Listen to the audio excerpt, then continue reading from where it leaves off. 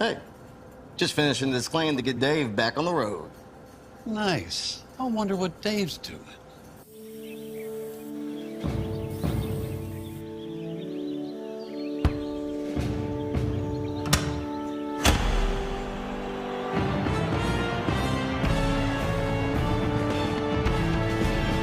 You do your thing.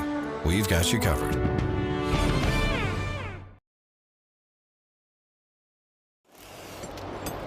Hey, is the power off on this? I don't know. Just take it off. Safety violation, unsafe work conditions. In the construction trades unions, safety is our highest priority, and we train you to recognize and speak out on unsafe working conditions so that everyone arrives and goes home safely. Learn about careers in construction at georgiaconstructioncareers.com.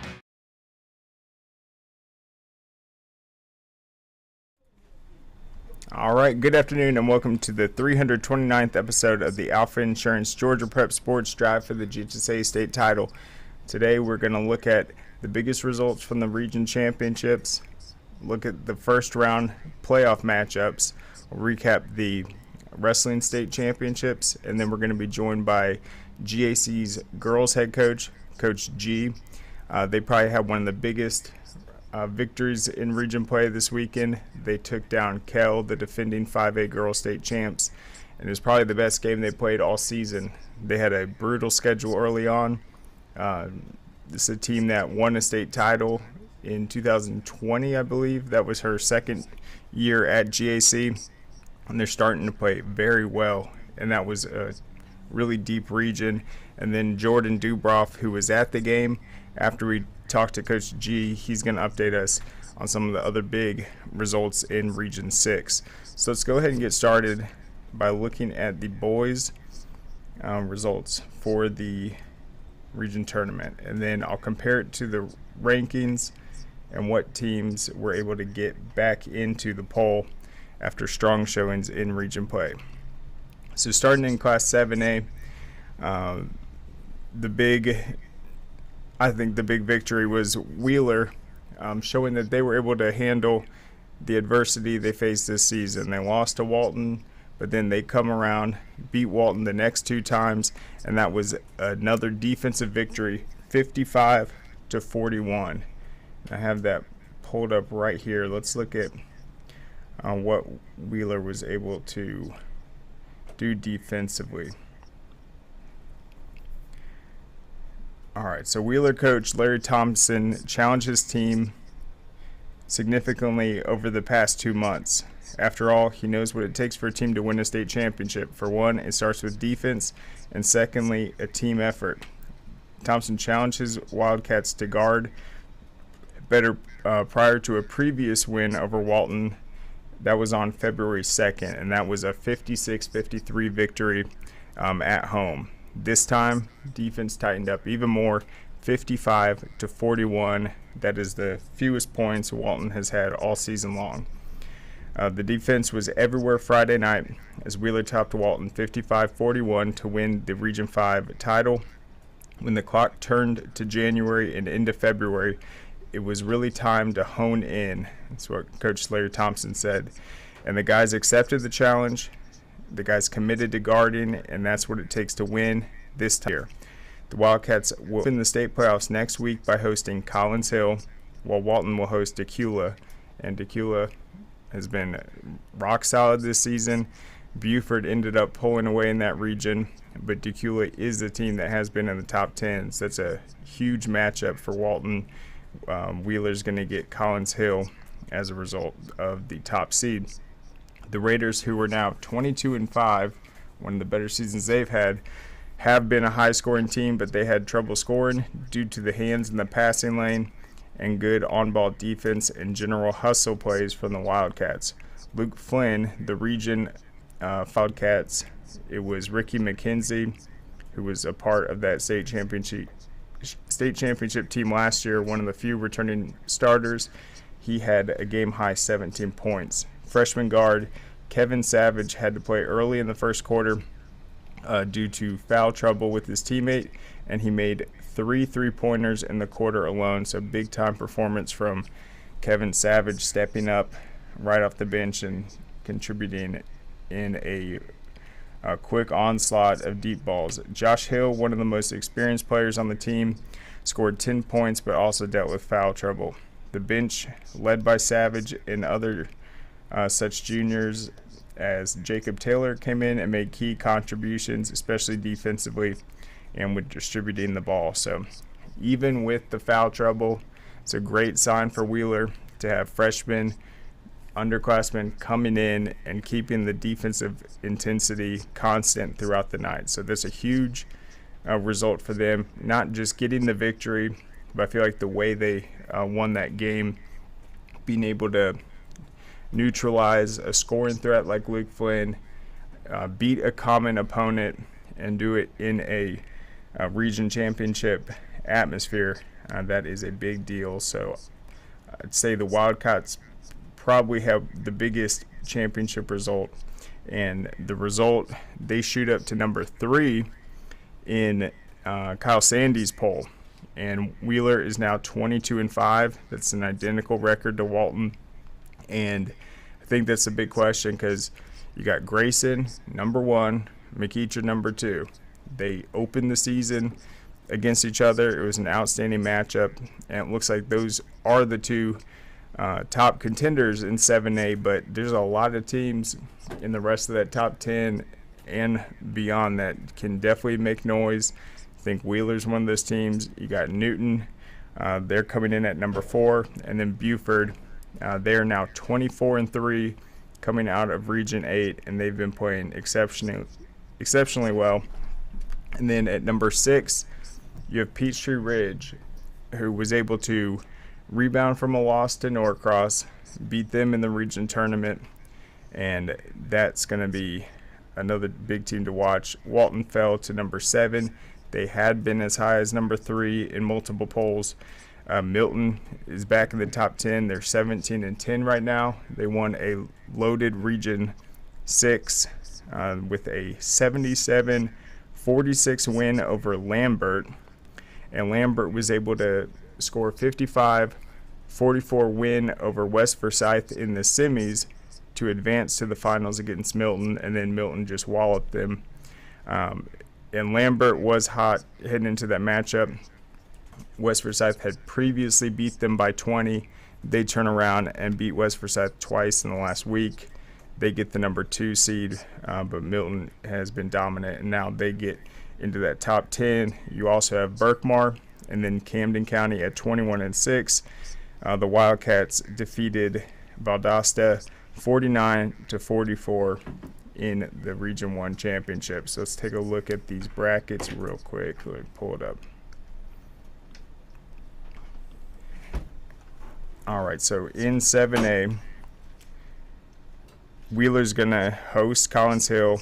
You're going to have Lambert, the number 2 seed. They got beat handedly by Milton, but has been able to top great teams like West Forsyth. They're going to play Berkmar.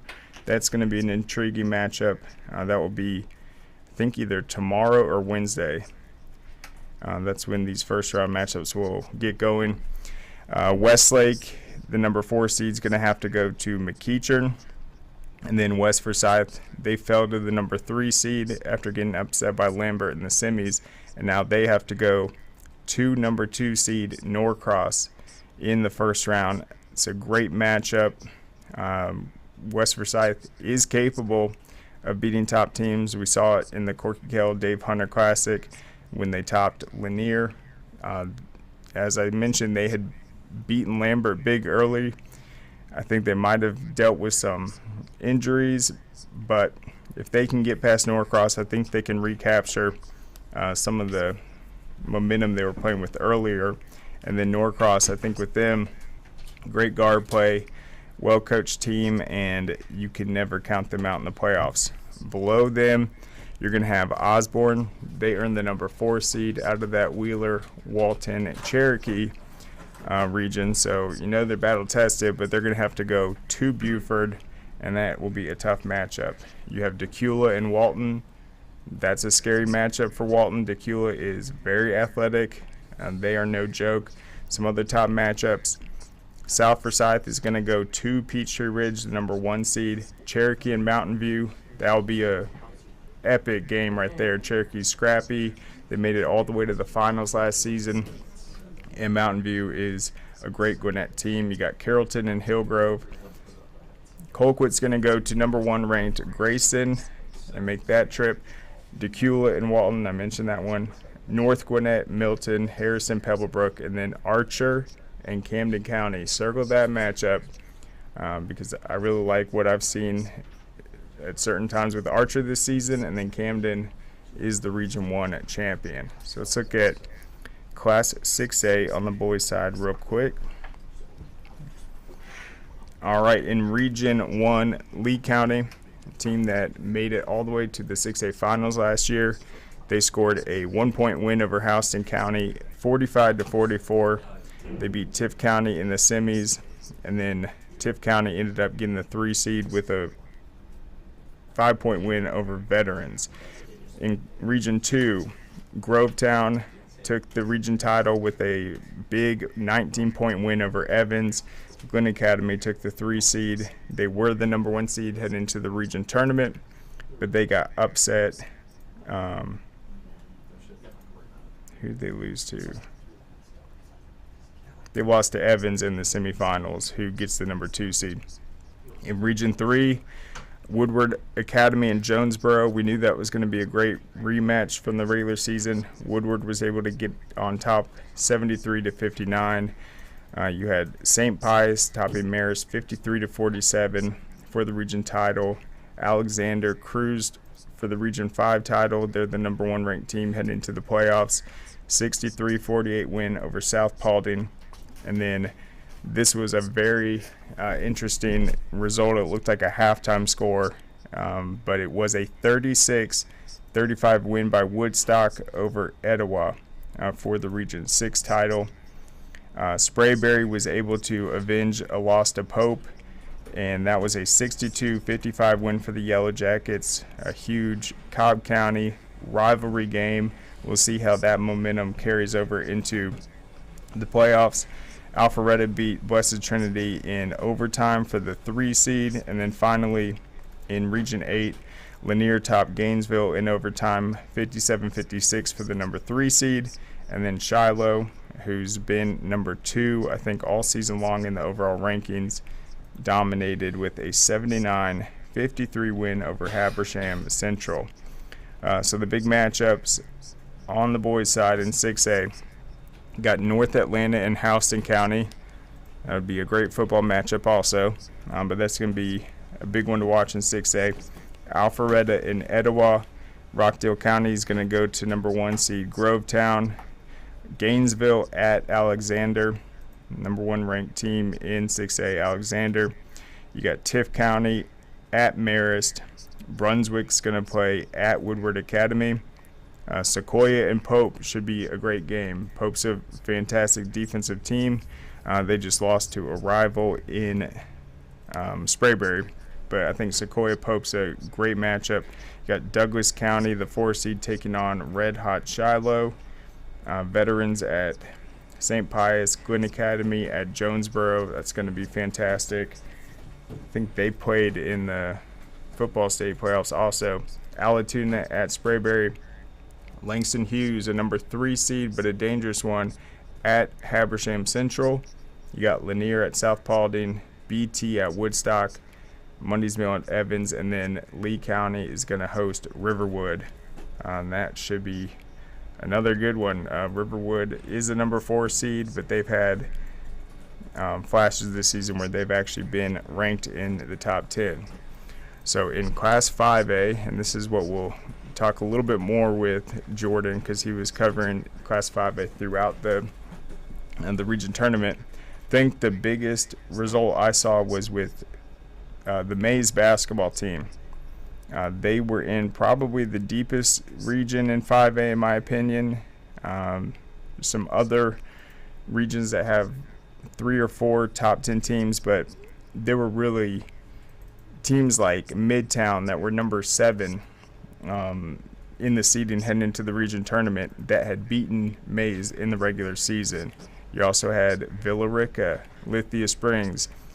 All these teams had beaten each other, but Mays had a huge showing in the region tournament, and they were able to get a number 3 seed by beating Maynard Jackson 85-84. They avenged that loss. Maynard Jackson had beaten them by 20-something points last week, or I think it was 2 weeks ago, and so it's a big sign for that region. I think they have a chance to even sweep in the first round. But you had Tri-Cities get the 1, Chapel Hill the 2, Mays the 3, and then Maynard Jackson the number 4 seed, and probably the most dangerous number 4 seed in terms of a first round upset. So in the first round, you're going to have, let's see real quick. Tri-Cities, the number 1 seed, is going to host Heritage Conyers. Maynard Jackson's going to go to Clark Central. It's a top 10 level matchup. Clark Central is the Region 8 champion and top seed. Mays is going to go to Winder Barrow. And Winder Barrow, I think they finished in the top 10 as well.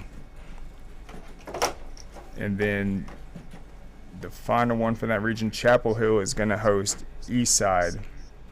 And some other significant ones in 5A. You got Dutchtown is going to host Harris County, North Springs at Cartersville, Warner Robins at Northgate, and then Northside Columbus at Eagles Landing. Eagles Landing finished runner-up last year after falling to Kell. And then Kell, I just mentioned, is going to host Dalton. And then GAC, the number 3 seed, is going to be at Calhoun. All right. Before we break, I'm going to squeeze in wrestling really fast. So off the bat, the biggest result was Ola. They took the 5A title. They beat Jefferson. That was Ola's first ever wrestling state title. They had the same amount of qualified wrestlers. They entered the final day of action with a slight lead, but that was a clutch way to finish because Jefferson's been there, done that. This would have been, I think, it would have been their 45th wrestling state title, and Ola was able to deny them that for their first, so that's huge. It ended up being a 191 point victory for Ola, and Jefferson finished second with 62.5. So 2024 traditional champs, Ola definitely is the biggest headline. That is a significant accomplishment for that program. In Class 7A, Camden County and Buford were a two-team race throughout this. They both qualified wrestlers in all 14 weight classes, and Camden finished with 279, Buford 240.5, and third place West Forsyth all the way back at 101 points. So they just dominated this season, but Camden County, I keep saying it, they have without a doubt been the best program in the state for the last decade, and that is their 21st overall state title and 10th straight in Class 7A. They also won some in 6A, but they've been just dominant, and that was Bradley Patterson, Hunter Prosen, Conlon Weaver, and Ryder Wilder, giving them 5 individual state titles. South Effingham also won the first ever state title. They took Class 6A. They beat Woodward with 176.5 points to Woodward's 122. Ola was 5A. Central Carroll took 4A and beat North Hall. That was their first ever traditional title. They had also won, I think, the last 2 team duels, so this is their first season sweep. A big year for the Carrollton area, because the Carrollton girls also won their first traditional title and completed the sweep.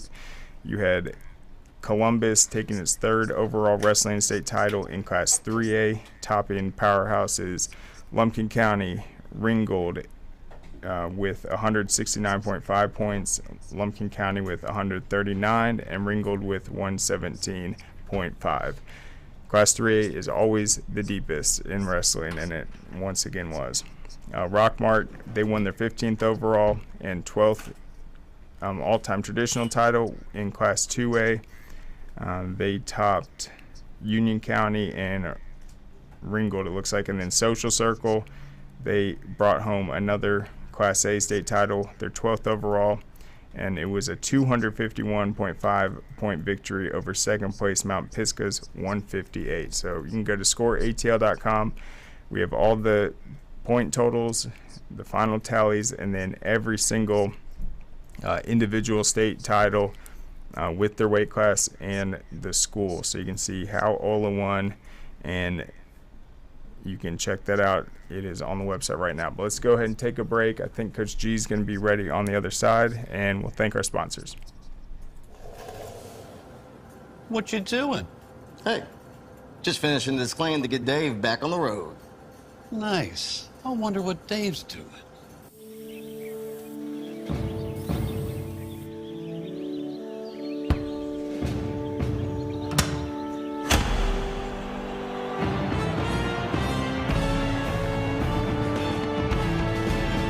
You do your thing. We've got you covered.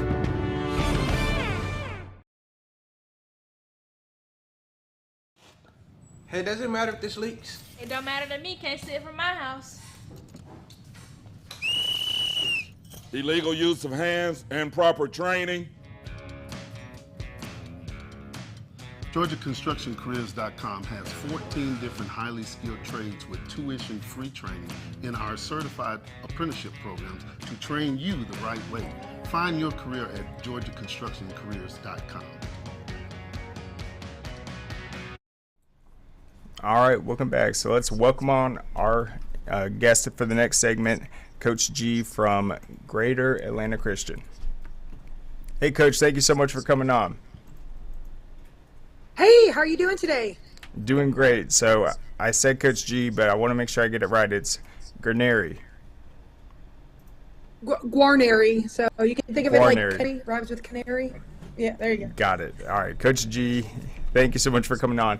So Jordan Dubrof, he obviously interviewed you. It was an exciting win. It seems like once you saw how the girls were able to handle it, a great region, it seems like there was just a lot of pride you had for the team, just the way they executed and handled that big-time matchup.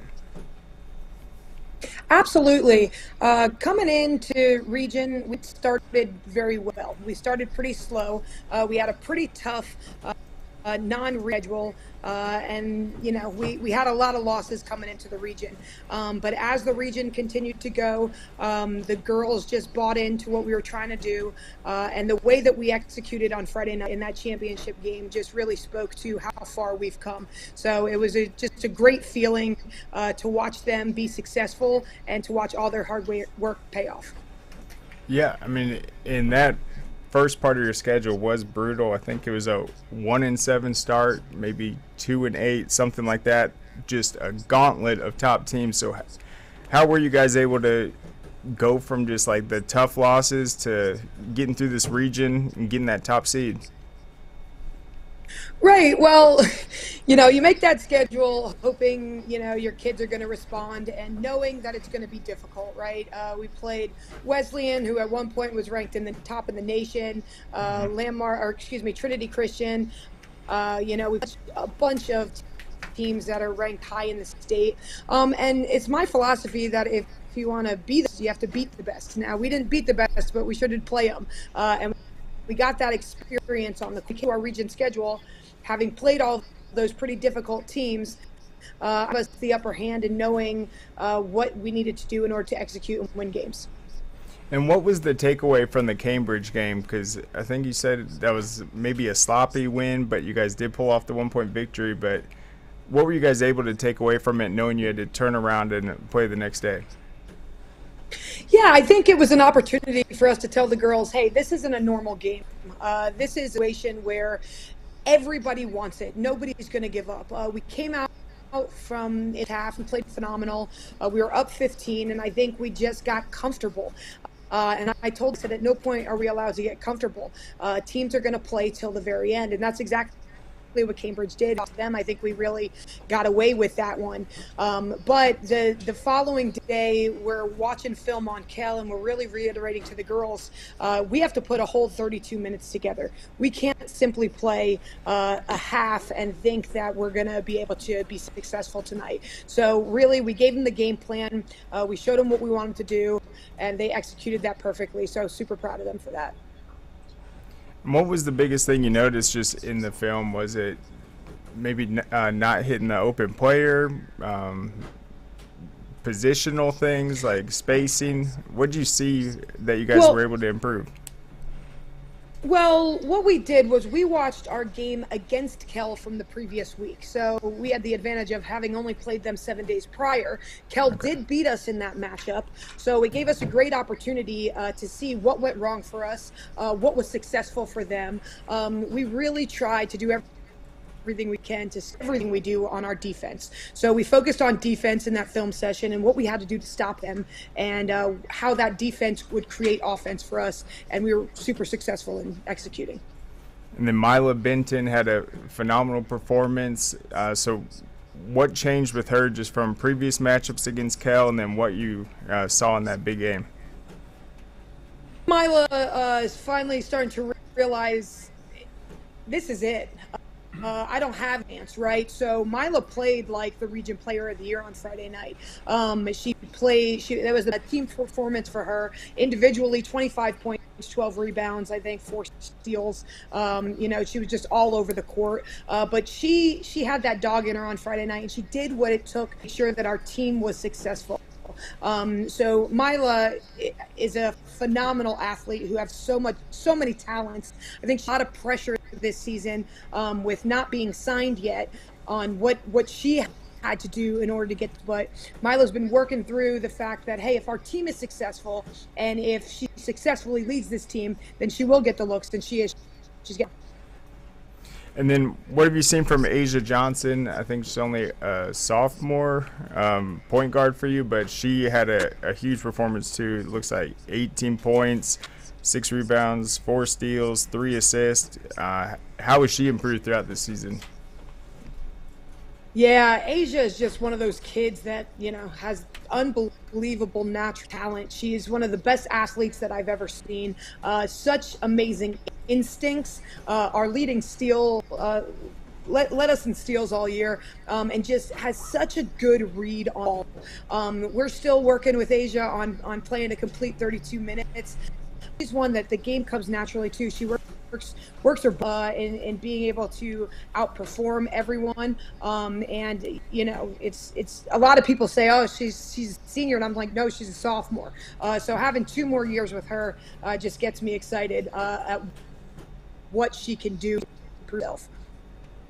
And then we talked about the tough schedule early on. You guys get the top seed, but what else are you looking for from them just heading into the playoffs? Is it just overall focus, the preparation for this first round, like one game at a time mindset, or what's the biggest thing you guys are going to need in the playoffs? Yeah, we've started that one game at a time mindset about 3 weeks ago, that we were just going to take it, literally one game, worried about tomorrow. And now we're at the point where we can't worry about tomorrow. We can just worry about today. So, you get the number 1 seed and you think you might have an easier matchup, but Calhoun is a great team who is super well coached. So, only having, kind of a couple days to prepare. All of the girls have been watching film yesterday, turning in their own personal scouting reports to me by noon. They got those in today. And then we'll hit them this afternoon and do everything that we can to prepare for tomorrow. I'm wearing my state shirts from 3 years ago when we were in the state tournament. It says just one more, right? So all we care about is one more. So we want to win Tuesday, and then we'll start worrying about Friday and so on. Yeah, and you guys obviously had that historic state championship win. I think that was year 1 or 2 for you, but you guys have been in a region with the defending state champs. You guys have played this incredible schedule. So what's your overall sense of just girls high school basketball in the state of Georgia and just some of the athleticism and just overall play you've seen throughout this season? Yeah, my first 3 years at GAC, we were 3A. We made it to the state championship each one of those years. So had some phenomenal players, had some great kids that just bought into what we were trying to do. We jumped up 2 levels to 2 classifications to 5A last year, and that was a whole new ball game for us, right? So we really had to acclimate. We were in that region with Kel, who did win state last year. So that was tough for us to kind of acclimate to 5A and what was expected at the this year. I think we have kind of rise to the occasion. I think we are ready to compete in this. But yeah, I mean, girls basketball all over the country is just on the rise.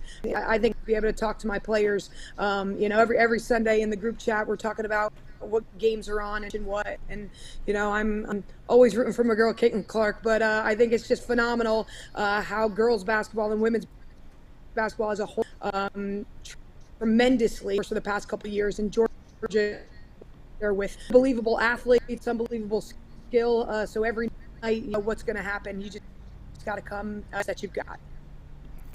And we mentioned Maya, she's the region player of the year, but in terms of this senior class, I mean, what are their prospects looking like for just playing at the next level?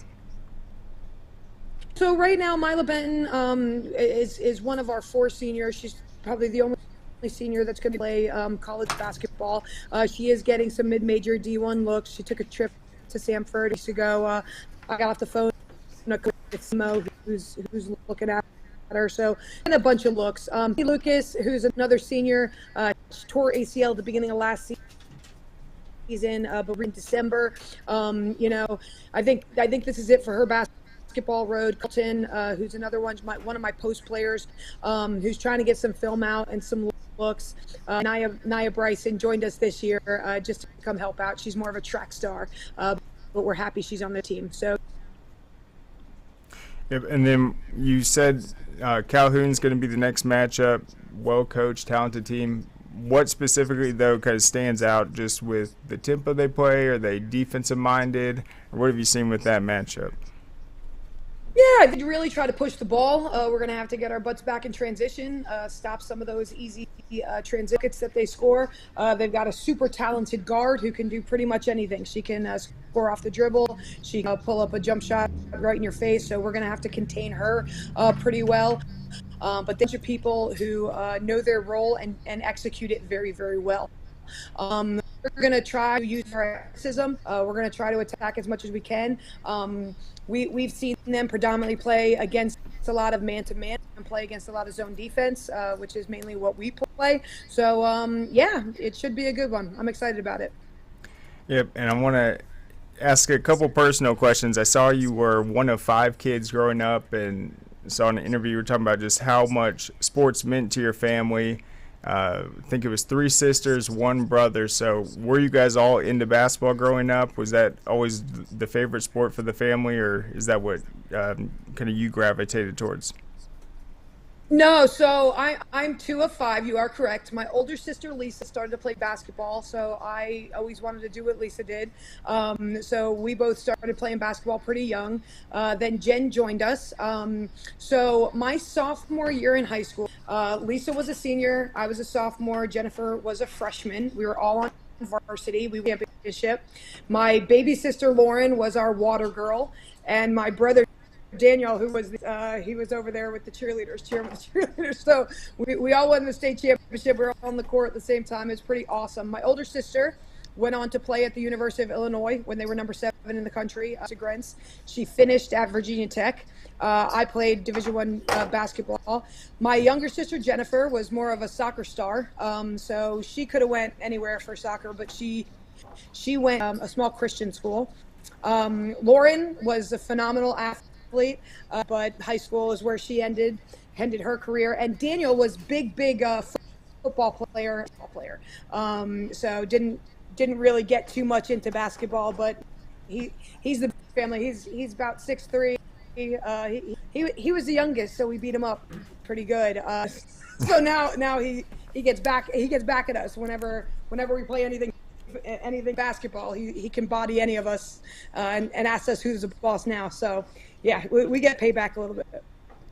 That's awesome. So I had 2 sisters, but I also had a pretty athletic mom, and she can still beat me in tennis. So I'm still, we had a very competitive sports family. But specific to this last weekend, though, you guys win the region title. We talked about kind of the start where you guys are going through this kind of build-up process. You're playing these tough opponents.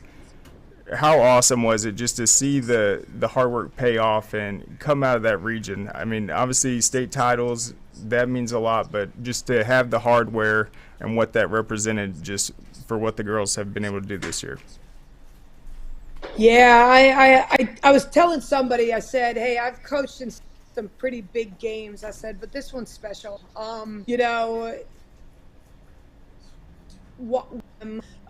Be defeated, watching them be down. We didn't lose by a little bit to these, Wesleyan handed it to us. Trinity Christian handed it to us. And we had to take that, turn it into something. Early January, I remember a weekly email to my team, and I wrote an email about perseverance, and that was a hard email even for me to write because I was struggling. I don't like to lose, and I think I want to say at that point we were something like or something, and it just didn't feel good, right? But I knew that this was capable of something, and I knew that if we continued to persevere, that good things would come out. And to watch them celebrate on Friday night is one of the best feelings as a coach that I've had. They bought into what we were trying to do. They trusted us as coaches to tell them what to do and execute. And just to watch that pay off and to watch them, kind of reap that was pretty awesome. Saturday afternoon, I think I told one of my assistants, I said, it's hard for me to win and start focusing on state because I'm just so happy. So, I've had to readjust over the past 2 days to say, hey, won one, but there's a bigger one out there to get. Yeah, I mean, I could tell just from talking to Jordan, who was there, and seeing clips from it, you could tell, like, that did mean a lot because they obviously played in the tough games but just kept grinding. And then I want to ask, just defensively, looks like it's been a pretty team effort.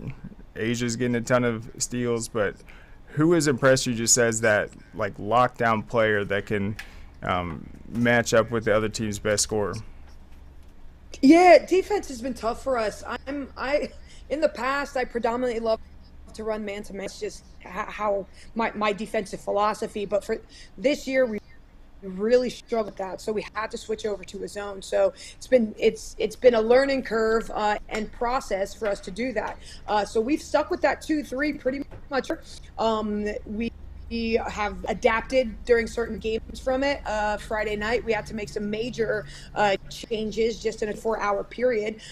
Kobe Obi, who is my big post player freshman, did a phenomenal, exactly what we asked her to do against Kell's top player, who's predominantly inside player. Mila Benton plays on the low side of that 2-3 for us, but just has such a tremendous court that she's gotten some absolutely huge steals for us. And like Asia Johnson, she reads the court better than maybe anybody I've ever coached as far as being able to read, get steal, and then make easy buckets out of them.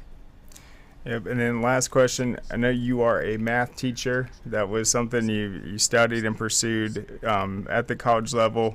I feel like you're either a math person or you aren't. So are any of your players, do they share your enjoyment of math? Oh, not many people in my life share my enjoyment for math. So I would unfortunately have to say no. I can be both Coach G and a tutor at times, but I love math. I'm also the dean of students in the middle school at GHSA, so I have some dual roles, and I'm pursuing my doctorate. So little bit of everything on the table for me. I do love to teach math. I teach honors geometry, and it just makes sense. Yep, that's actually exactly what my sister said about math. She was so much smarter than me at math. She's like, yeah, it makes sense. It's fun for her. So thought there might be a math person, but hey, special nonetheless. But Coach G, thank you so much for coming on. I appreciate it. Congrats on the region title, and can't wait to see you guys in the playoffs. Thank you so much. Really appreciate your time. You bet. All right, go Spartans. Well, that was fantastic, and yes, I said that is probably the biggest, most meaningful result on the girls' side, just because how much they had to just take their lumps early in the season, 1-7, 2-8, and then to hoist the hardware, come out of that region, beat the defending state champs. It was a big win, and I know they're going to celebrate that. Take a quick break, and then they've got Calhoun, and that is a pretty talented quadrant. 5A looks to be pretty wide open this year. Thought last year with Crystal Henderson and Kell, that was a team that knocked on the door year after year, and they would lose to the eventual state champ. Last year was their season. They obviously swept, but you're going to have JC and Calhoun. The winner of that game will play Loganville or Midtown. That's a pretty loaded matchup as well. And then you have McIntosh and Jones County and Lithonia and Ware County in that quadrant. So it should be a pretty exciting quadrant in that lower right. Kell's going to play Hiram. And then you got Northview, the number 4 seed out of Region 6, going to go to Dalton. And then Cambridge, the number 3 seed, has an intriguing matchup against Cartersville. So that'll be very exciting. But let's take one more quick break, and we'll close out the show. We'll talk with Jordan on the other side. Dang, where you get this car? You need to join the union. The union? Absolutely. You can get 10 of these. Union construction workers earn the highest wages with the best benefits and the most protection in the construction industry. Find your career in construction. Go to georgiaconstructioncareers.com and start your future today.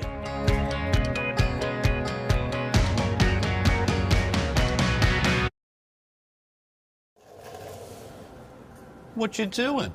Hey, just finishing this claim to get Dave back on the road. Nice. I wonder what Dave's doing.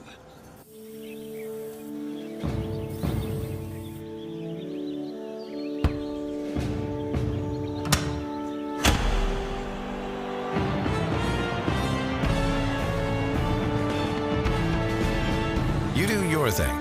We've got you covered. All right, welcome back. Got one more segment to go. We're going to catch up with Jordan Dubrof and talk a little bit more about what he saw with GAC's win over Kell. And then on the boys' side, Kell was able to take the region title.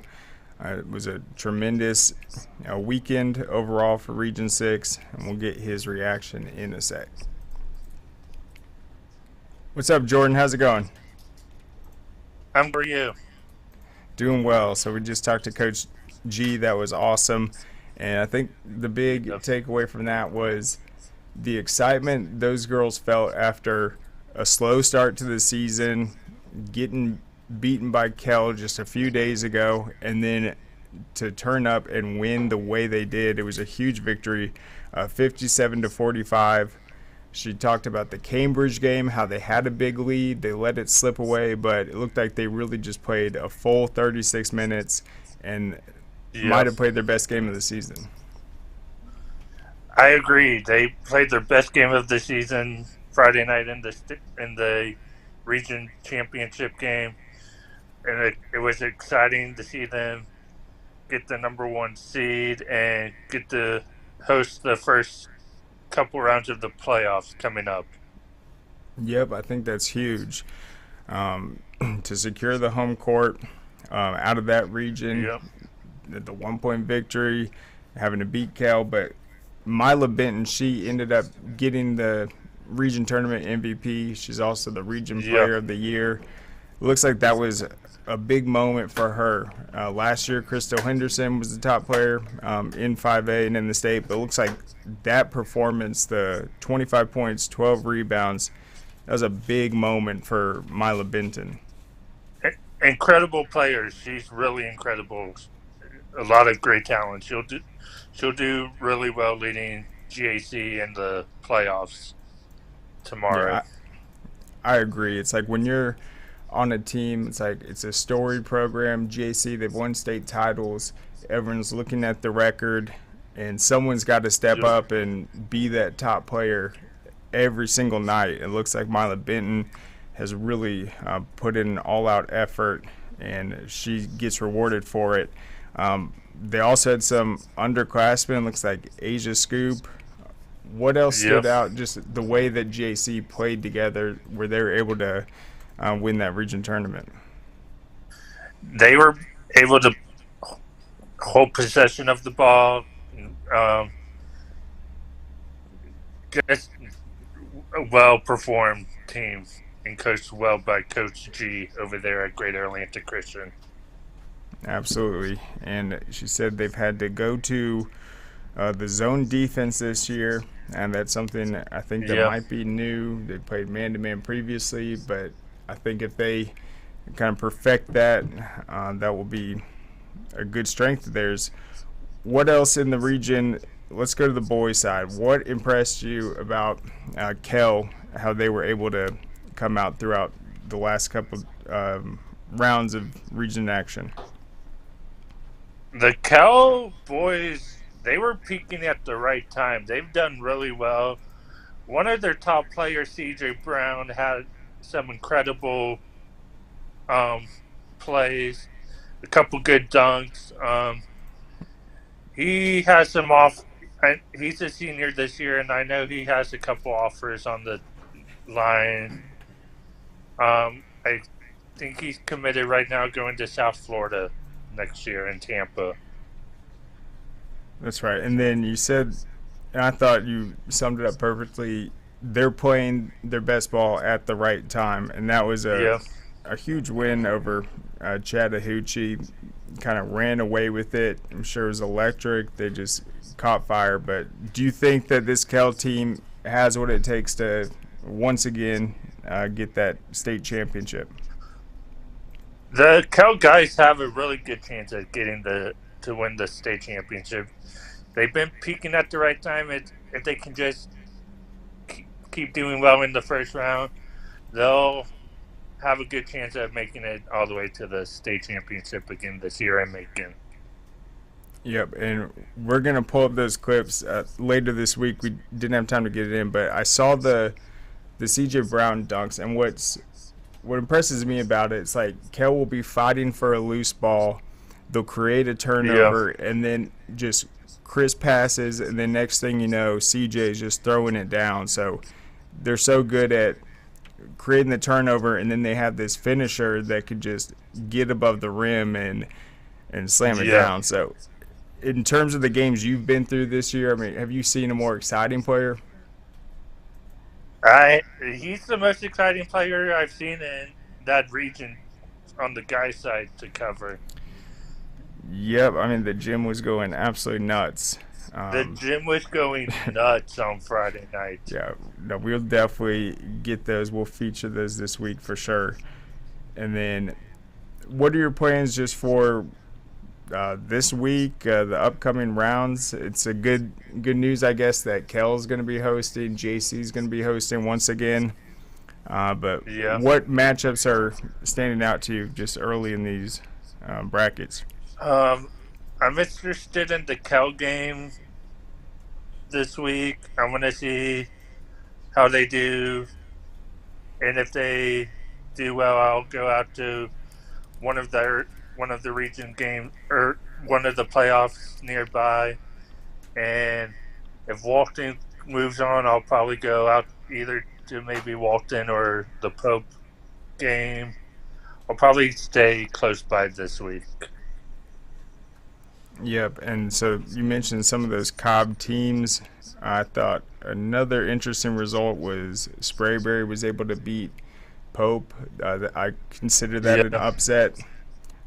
You also had, I think, teams you've seen play, Woodstock beating Etowah like 37-36, super low scoring. I think Pope is a defensive-minded team. There's a lot of teams on the boys' side that are holding teams to 40, 30 points in a game. So do you think we'll see True. a defensive team like Pope or Alatoona, Woodstock, Etowah be able to use that to their advantage? I think we will. If they've held teams to low-scoring games, you're going to see some good action starting tomorrow, Wednesday, Thursday, Friday for the first 2 rounds of the playoffs.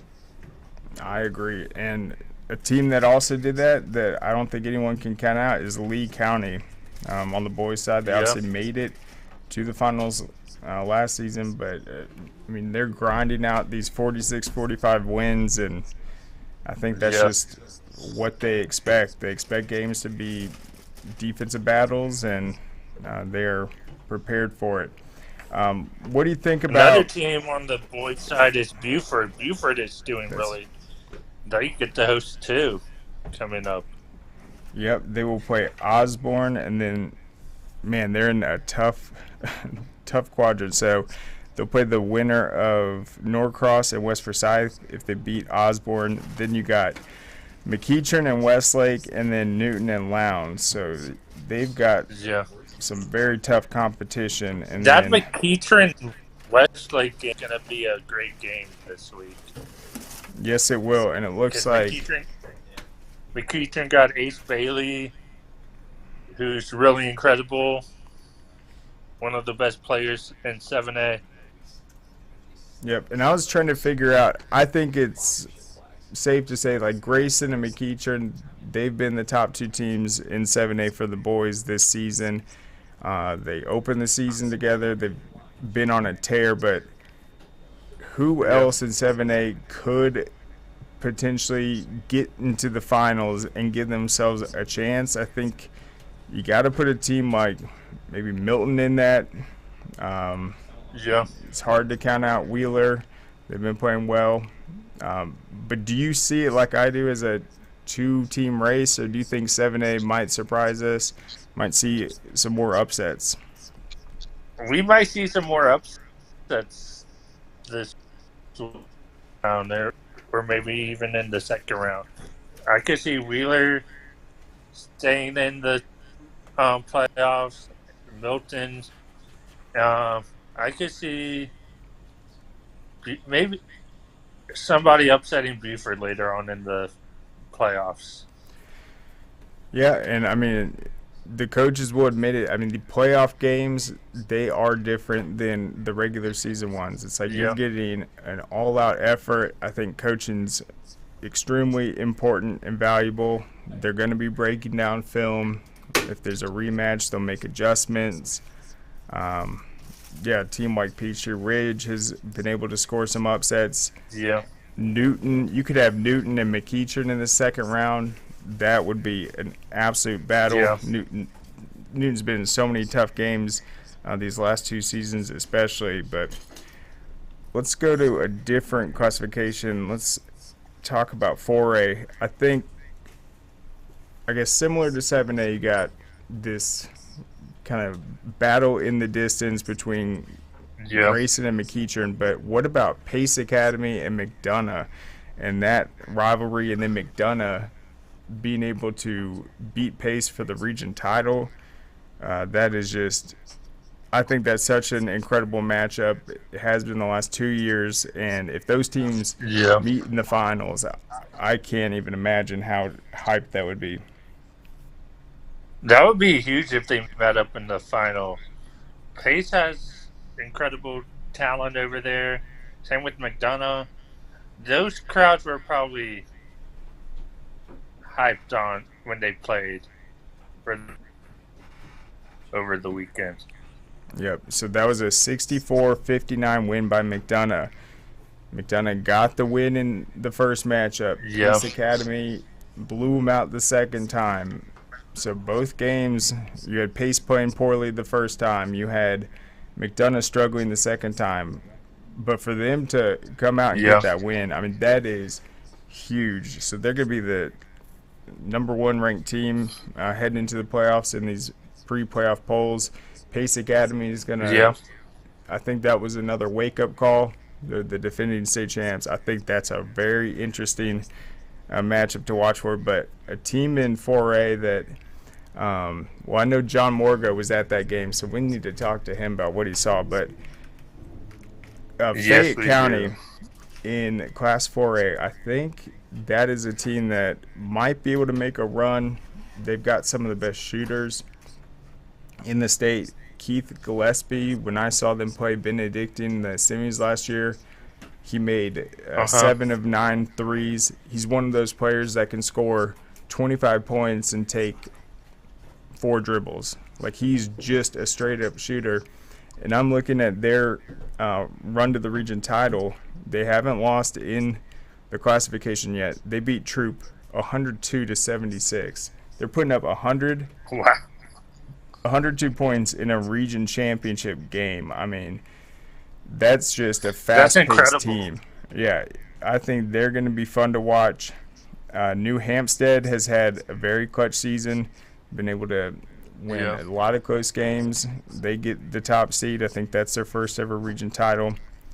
And then I think on the girls' side in 4A, I'm excited about, you have Baldwin, who is just on a tear right now. They have so much size, so much defense, Madison Ruff, but then a team like Holy Innocents moving in new pieces, a state championship caliber coach. I'm excited about 4A. I know you're excited about the 5A, but I think it's going to be just I'm top to excited bottom. about all the regions. Yeah. I'm excited for 7A, 5A, 6A has incredible teams. 4A, all those regions are going to be fun to watch. Those classifications are going to be fun to watch in the playoffs. See who can upset a team and who has a chance of making it far in the playoffs starting tomorrow. Absolutely. And then we haven't even talked about 3A, that region with Sandy Creek, Douglas, Cedar Grove. It is very likely that those teams will be matching up in the playoffs. And, that rivalry's been outstanding. Cross Creek. I think Class 3A boys is going to be another big one. Yeah, I agree with you. Cedar Grove has had talented basketball players come through their program. I'm excited to see what Cedar Grove does. Yep, and no one should be sleeping on Douglas. We saw them, they got the number 2 seed, but we saw them beat Norcross. They blew up a 27-point lead, ended up holding on, but when they get going, they are definitely a team that can compete with anyone. But should be fun, and it looks like these games are going to tip off tomorrow and Wednesday for the first round. So we'll definitely be keeping up. Jordan, thank you so much for connecting us with Coach G for covering Region 6 this last week. That was a great storyline with the GHC girls, and we will be back for sure. Thank you so much, Jordan. No problem. All right, so there goes Jordan. We're going to be tweeting out some of his highlights. He did get some good footage of those CJ dunks, and we'll get that out. I got logged out of my Twitter on my phone, so I've got to get it back in. I'll tweet it out. But go to scoreatl.com. Got this weekend's results. We got the brackets for you. You can look at all the scores, catch the action this week, and I'm sure we'll keep you updated on when our next show is. But thank you so much for tuning in. Hope everyone has a good week.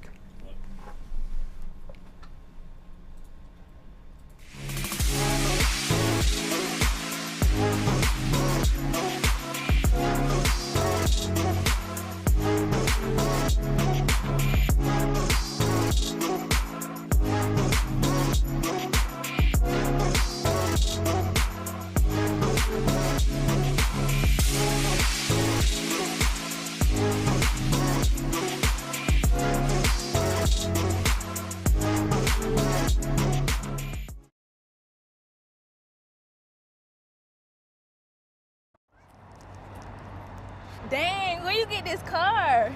You need to join the union. The union? Absolutely. You can get 10 of these. Union construction workers earn the highest wages with the best benefits and the most protection in the construction industry. Find your career in construction. Go to GeorgiaConstructionCareers.com and start your future today.